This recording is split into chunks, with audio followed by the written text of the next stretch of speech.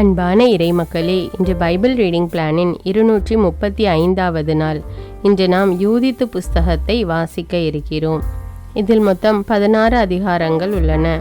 செலூக்கியர் ஆட்சியின் போது யூதர்கள் அனுபவித்த துயரத்தின் வரலாற்றையும் மக்கபேயர் வழியாக கடவுள் அவர்களுக்கு அளித்த முழு விடுதலையையும் பின்னணியாக கொண்ட இந்நூல் ஒரு புதினம். இது கிமு 2ஆம் நூற்றாண்டின் இறுதியில் அல்லது முதல் நூற்றாண்டின் இடைப்பகுதியில் இயற்றப்பட்டிருக்கலாம். இந்நூலின் ஆசிரியர் யார் என்பது தெளிவாக தெரியவில்லை. ஆனால் அவர் பாலஸ்தீனாவில் பரிசேயரின் வழிமரபில் தோன்றிய ஒரு யூதர் என்பதில் ஐயமில்லை. இது எபிரேய மொழியில் எழுதப்பட்டிருக்க வேண்டும். மூல நூல் கிடைக்காமையால் அதன் கிரேக்க மொழிபெயர்ப்பே இன்று நமக்கு மூலப்பாடமாக இருந்து வருகிறது. ஒருவர் கடவுள் மீது பற்றுறுதி கொண்டு செயல்பட்டால் எத்தனை வலிமை படைத்த உலக ஆற்றல்களையும் வென்றுவிடலாம் என்பது இந்நூலின் மைய கருத்தாகும். இக்கருத்தை யூதர்கள் என்றும் தங்கள் நினைவில் நிறுத்தும் பொருட்டு கோவில் அர்ப்பணிப்பின் ஆண்டு விழாவின் போது இந்நூல் பொதுவில் படிக்கப்பட்டது. இன்று நாம் யூதித்து அதிகாரம் 1 முதல் 4 வரை வாசித்து அறிய இருக்கிறோம். யூதித்து அதிகாரம் 1. யூதர்களுக்கு நேரிட்ட பேரிடர். நெபுகாத்நேசரும் அர்பகசாதும். ஒரு காலத்தில் நெபுகாத்நேசர் மன்னன் நினிவே மாநகரில் அசீரியர்களை ஆண்டு வந்தான். அப்பொழுது எக்பத்தானாவில் அர்பகசாது அரசன் மேதியர் மீது ஆட்சி செலுத்தி வந்தான். அர்பகசாது எக்பத்தானாவை சுற்றிலும் 3 முழ பருமனும் 6 முழ நீளமுமான செதுக்கிய கற்களை கொண்டு 70 முழ உயரமும் 50 முழ அகலமும் உடைய மதில்களை எழுப்பினான். அதன் வாயில்கள் மேல் 100 முழ உயரம் கொண்ட காவல் மாடங்களை கட்டினான். அவற்றின் அடித்தளங்களை 60 முழ அகலத்தில் அமைத்தான். தன்னுடைய வலிமை மிகு படைகள் புறப்பட்டு செல்வதற்கும் காலாட்படை அணிவகுத்து செல்வதற்கும் வசதியாக 70 முழ உயரமும் 40 முழ அகலமும் கொண்ட வாயில்களை கட்டினான்.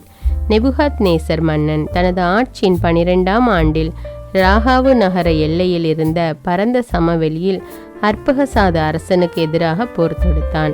மலைவாழ் மக்கள் யூப்ரத்தீசு, திக்ரீசு, உதஸ்பு ஆகிய ஆறுகள் அருகே வாழ்ந்தோர், சமவெளியில் வாழ்ந்த ஏலாமியரின் அரசன் அரியோக்கு ஆகிய அனைவரும் நெபுகாத்நேசருடன் சேர்ந்து கொண்டார்கள்.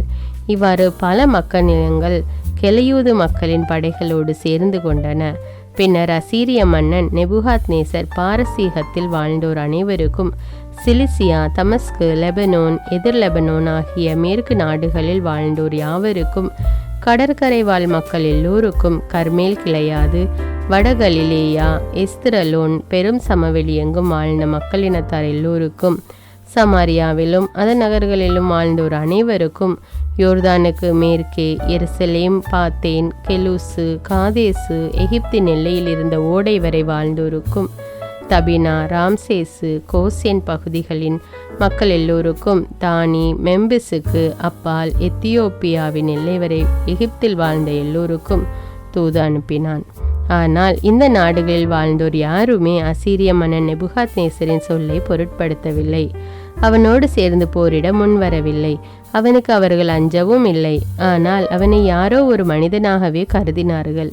அவனுடைய தூதர்களையும் இழிவுபடுத்தி வெறுங்கையராய் திருப்பி அனுப்பினார்கள். ஆகவே இந்நாடுகள் அனைத்தின் மீதும் நெபுகாத்நேசர் கடுஞ்சினங்கொண்டான். சிலிசியா, தமஸ்கு, சீரியா ஆகிய நாடுகள் அனைத்தையும் பழிவாங்கி மோவாபியர், அம்மோனியர், யூதேயர், எகிப்தியர் ஆகிய அனைவரையும் வாளுக்கு இரையாக்கப் போவதாக தன் அரியணை மீதும் அரசு மீதும் ஆணையிட்டான். இவ்வாறு மத்திய தரைக்கடல் முதல் பாரசீக வளைகுடா வரையிலும் வாழ்ந்த எல்லாரையும் அழிக்க கட்டளையிட்டான்.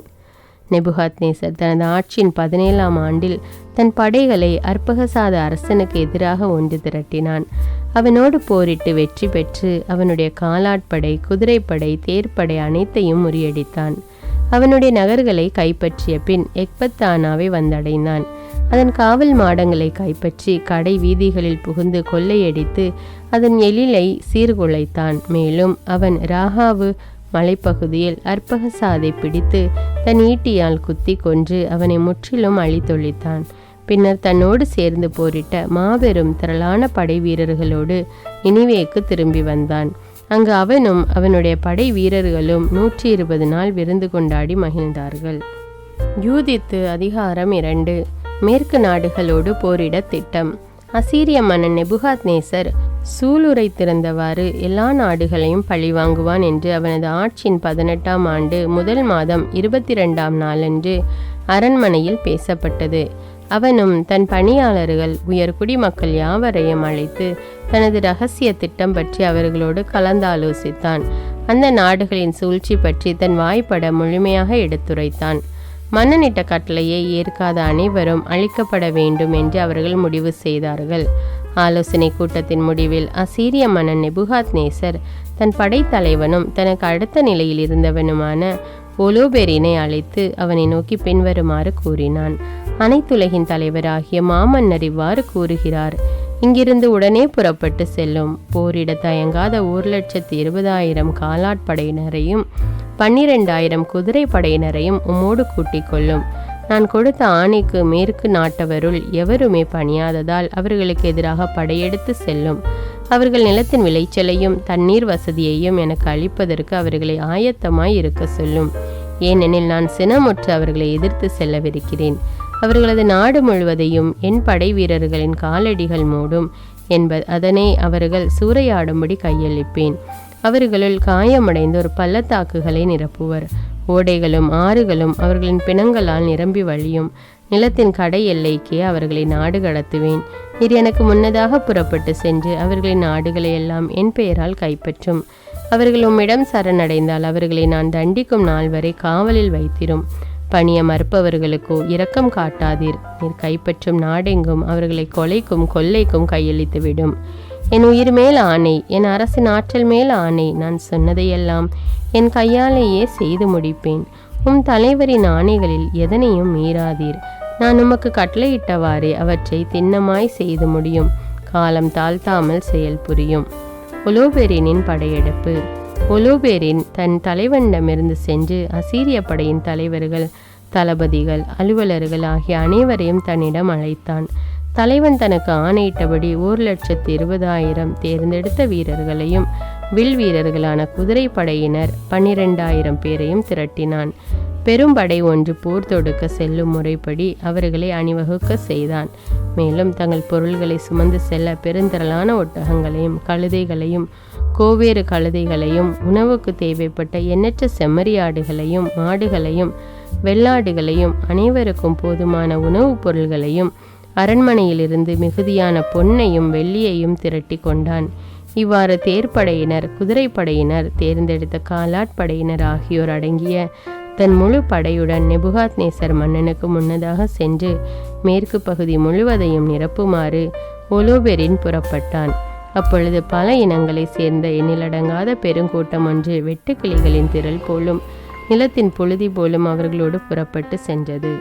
அவர்கள் நினிவேயில் இருந்து புறப்பட்டு பெக்திலேது சமவெளியை நோக்கி 3 நாள் பயணம் சென்றார்கள். அதை தாண்டி மேல் சிலிசியாவுக்கு வடக்கே மலை அருகில் பாசறை அமைத்தார்கள். ஒலோபெரின் தன் காலாட்படை, குதிரைப்படை, தேர்ப்படை அடங்கிய முழு படையையும் அங்கிருந்து நடத்தி கொண்டு மலை நாட்டிற்கு முன்னேறி சென்றான். வழியில் பூது, லூது என்னும் நகர்களை பாழ்படுத்திய பின் கெலையோ நாட்டிற்கு தெற்கே பாலை நிலத்தின் ஓரத்தில் வாழ்ந்து வந்த இராசியர், இஸ்மவேலர் ஆகிய அனைவரையும் கொள்ளையடித்தான். யூப்ரத்தீசு கரை வழியாக சென்று மெசபத்தோமியாவை கடந்து அப்ரோனோடை முதல் கடல் வரை இருந்த அரண்சூல் நகர்கள் அனைத்தையும் தரைமட்டமாக்கினான். மேலும் சிலிசியா நாட்டை அவன் கைப்பற்றி தன்னை எதிர்த்த யாவரையும் கொன்றான். பிறகு அரேபியாவிற்கு எதிரே இருந்த எப்பெத்தின் தென் எல்லையை அடைந்தான். மீதியானியர் யாவரையும் சுற்றி வளைத்து அவர்களின் கூடாரங்களை தீக்கிரையாக்கி ஆட்டு கொட்டில்களை கொள்ளையடித்தான். கோதுமை அறுவடை காலத்தில் அவன் தமஸ்கு சமவெளிக்கு இறங்கி சென்றான். அவர்களுடைய வயல்களுக்கு தீ வைத்தான். ஆடு மாடுகளை அழித்தான். நகர்களை சூறையாடினான். வயல்வெளிகளை பாழாக்கினான். இளைஞர்கள் அனைவரையும் வாளுக்கு இரையாக்கினான்.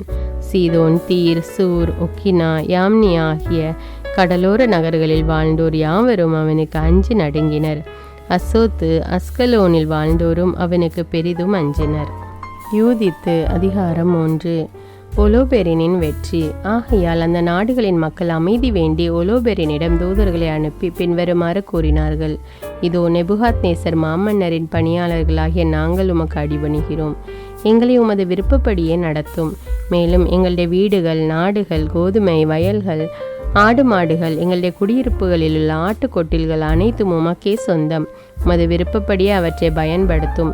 எங்கள் நகர்களும் உம்முடையவை, அவற்றின் குடிகள் உமக்கே அடிமைகள். எனவே நீர் வந்து விருப்பப்படியே நடத்தும். அத்தூதர்கள் ஒலேபரிடம் வந்து மேற்கண்ட செய்தியை அறிவித்தார்கள். இதை அறிந்ததும் அவன் தன் படையுடன் கடற்கரை பகுதிக்கு இறங்கி சென்று அரண் சூழ் நகர்கள் அனைத்திலும் காவற்படைகளை அமர்த்தினான். அவற்றினின்று தேர்ந்தெடுத்த வீரர்களை தன் துணைப்படையாக வைத்து கொண்டான்.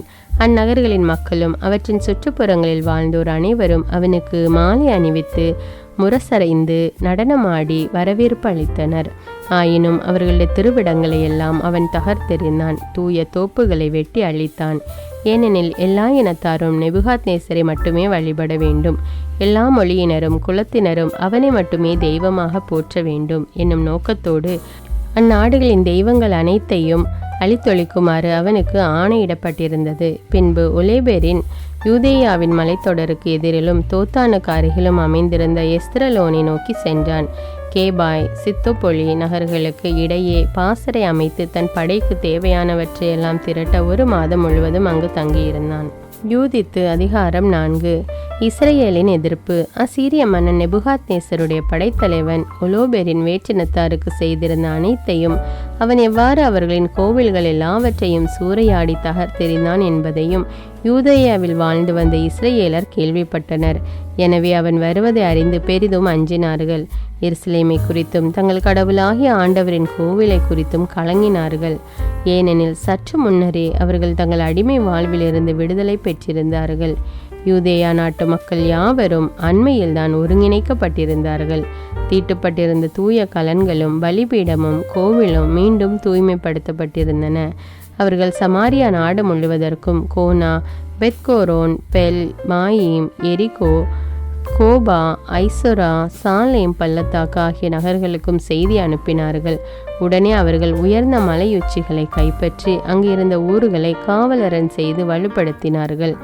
அவர்களின் வயல்கள் அண்மையிலேயே அறுவடையாகி இருந்ததால் போருக்கு முன்னேற்பாடாக உணவுப் பொருள்களை சேகரித்தார்கள். அக்காலத்தில் எருசலேமில் இருந்த தலைமை குரு யோவாக்கிம் என்பவர் எஸ்திரலோனுக்கு எதிரிலும் தோத்தான் சமவெளிக்கு அருகிலும் அமைந்திருந்த பெத்தூலியா, பெத்தமஸ்தாயிம் ஆகிய நகர்களின் மக்களுக்கு மடல் எழுதி அனுப்பினார். யூதேயாவுக்குள் நுழைவதற்குரிய மலைப்பாதைகளை கைப்பற்றுமாறு அவர்களுக்கு கட்டளையிட்டார்.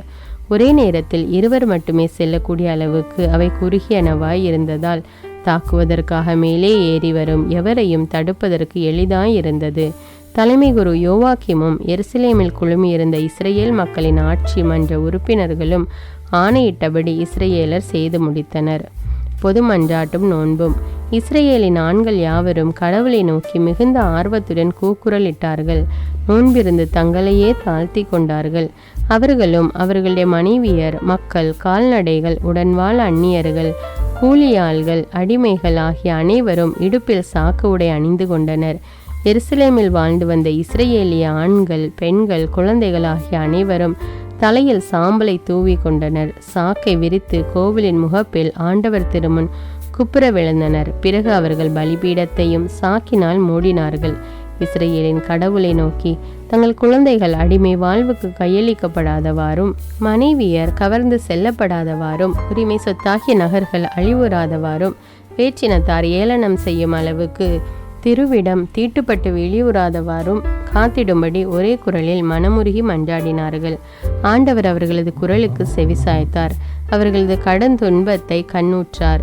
ஏனெனில் யூதேயா முழுவதிலும் எருசலேமில் எல்லாம் வல்ல ஆண்டவரது கோவில் முன்னிலையிலும் மக்கள் பல நாள் நோன்பிருந்தார்கள். தலைமை குரு யோவாக்கிமும் ஆண்டவர் திருமுன் பணிபுரிந்த குருக்கள் அனைவரும் திருவழிபாட்டு பணியாளர்களும் இடுப்பில் சாக்கு உடை அணிந்து கொண்டு அன்றாட எரிபலிகளையும் மக்களின் நேர்ச்சைகளையும் தன்னார்வ காணிக்கைகளையும் செலுத்தினார்கள். தங்கள் தலைப்பாகை மேல் சாம்பலை தூவிக்கொண்டு இஸ்ரேல் இனம் அனைத்தின் மீதும் ஆண்டவர் இன்முகம் காட்டுமாறு முழு வலிமையோடும் அவரை நோக்கி கூக்குரல் இட்டார்கள்.